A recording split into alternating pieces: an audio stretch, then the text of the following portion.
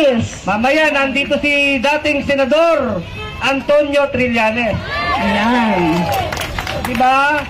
Maganda talagang nagsasama-sama mga Pilipino, diba? Opo. Yan, walang kulay-kulay ito.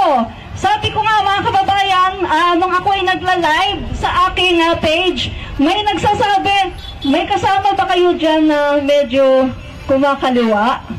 Ang sabi ko naman, wala po ditong kaso, kumakaliwa ka o dito ka man sa kanan, wala pong kaso yan. Basta iisa ang ating adhikain to impeach Sara Duterte! Sara Duterte! Impeach!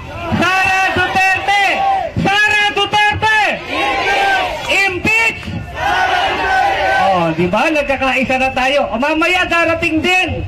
Kung may kanan, may kaliwa, may sentro, darating si Congresswoman Franz Castro. Oh, di ba?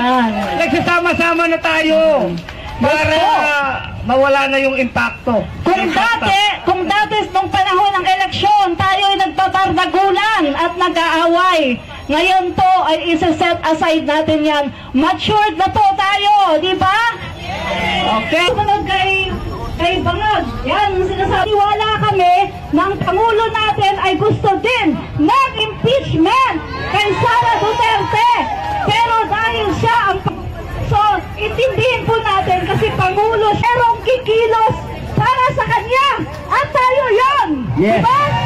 Yon. So ngayon mga kaibigan, sana malinaw na sa inyo. Kung pumunta kayo sa iba-ibang mga bansa, ay nako, mahal ang bilihin sa kanila. Yung aking mga kasama, saan? 1 kilo? Oh, kaya pwede. Ngayon, JDP, ano ka dito? Ikaw ang susunod.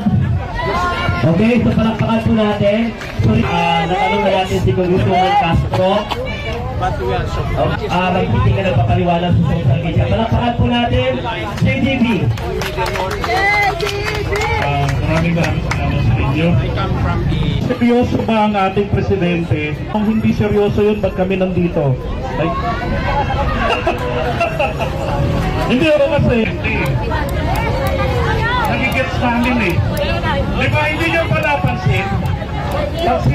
Garapalan po yung mga ginawa niya sa confidential fund. Masasabi natin, paglulustay, pagwawalda sa pera ng bayan, sa gitna ng maraming Pilipino naghihirap.